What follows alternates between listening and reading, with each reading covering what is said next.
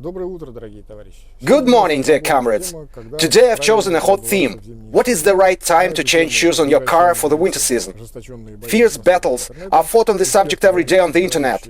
Experts give conflicting advice, most often justifying with nothing but their expertise. I will not give you any advice so that you could come to a conclusion with your own thinking and choice-making device, also known as head. I'll just give you a set of facts that are easy to verify and from which you can draw conclusions that are suitable and correct exactly for you. Because there really isn't a single universal answer to this question for everyone. Today we have 9 facts, 2 legends and a life hack in the very end. The first 5 facts will be about the braking distance. On dry pavement, winter tires lose to summer ones even in slight frost, not to mention higher temperatures. On the graph you see the dependence of the braking distance on the temperature of the asphalt, at a speed of 100 km per hour or 62 miles per hour. Many similar lines are summer tires of different models, and the lone one at the top are good winter tires. As you can see, they should intersect maybe somewhere at -10 Celsius, that equals to 14 Fahrenheit, or even at a lower temperature. These measurements were taken by the Russian reputable Karzin behind the wheel. Thank them for effort, and the link to the corresponding article will be added to the description. On wet pavement, the difference is even greater.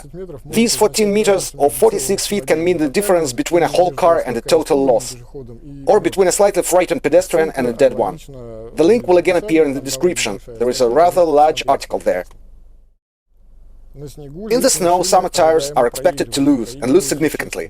I will not insert pictures. If you're looking for the proof link, you'll find it in the description below. Winter tires dominate on ice by a significant margin. There's nothing to talk about, but if it's interesting, I'll put a link in the description. You can see the difference there, it's rather impressive. This fact is a kind of a summary generated by the previous 4 facts. On dry and wet asphalt, summer tires are preferable at almost any temperature, even in light frost. Winter tires take advantage on snow and ice. And now let's go through the weather facts on the example of the climate terms in Moscow, Russia. In Moscow and its suburbs, at the beginning of November, the temperature usually drops briefly at night, below freezing point. Then, as a rule, returns to positive meanings, above 32 Fahrenheit, and keeps in positive territory until the end of almost a month, slowly, quietly, gently going lower and lower.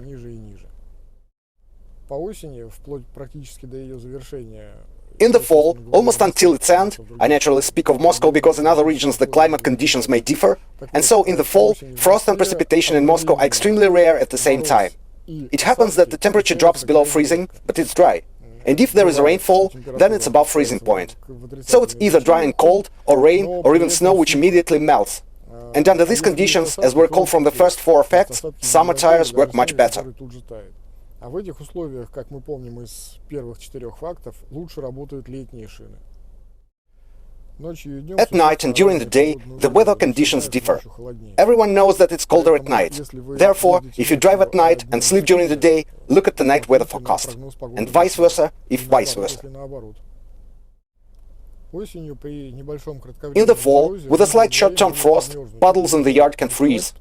This is not a reason to panic because the roads at the same time remain clean and dry. That's all in fact. Now think for yourself according to your particular operating conditions and choose the most suitable time for changing into winter tires. The summary, I think, is understandable. It is advisable to do this as late as possible, but in no case to capture the snow with your summer shoes on.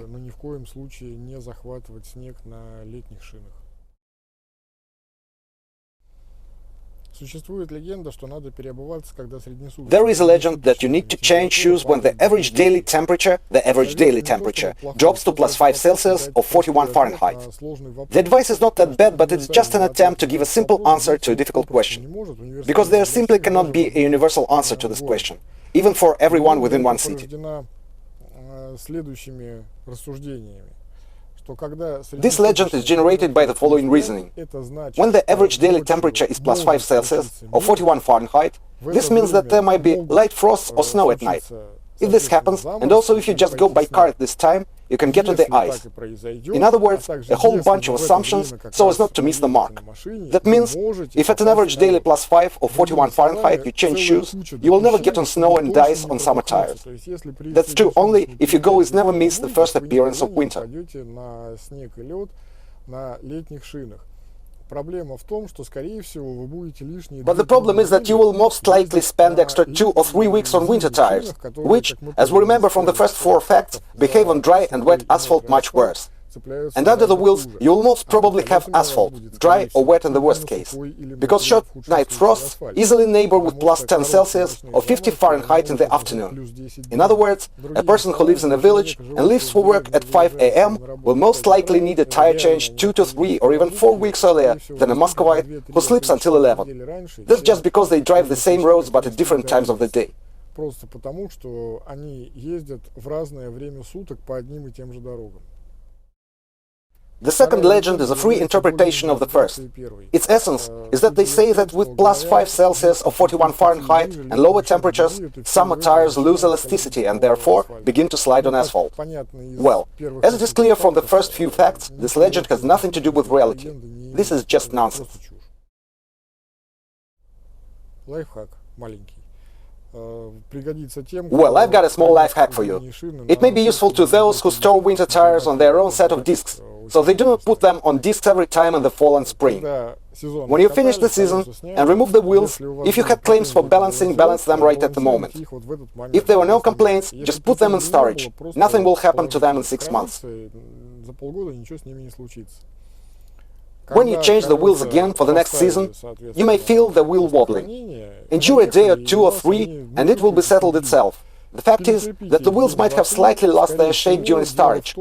Nothing happens to the wheels' balance if they are stored assembled on discs. Therefore, people who balance the wheels before installation, when this is not necessary, they usually return to the tire service in a week to balance the wheels once again, to fix the error of the first-time balance. I know there are a lot of fans of making 2 useless actions instead of doing nothing, but I prefer waiting for a couple of days. It was patience to build human civilization, not bustling. That's all for today, folks. Subscribe to know more. Good night. На сегодня все. Подписывайся, чтобы знать. Спокойной ночи.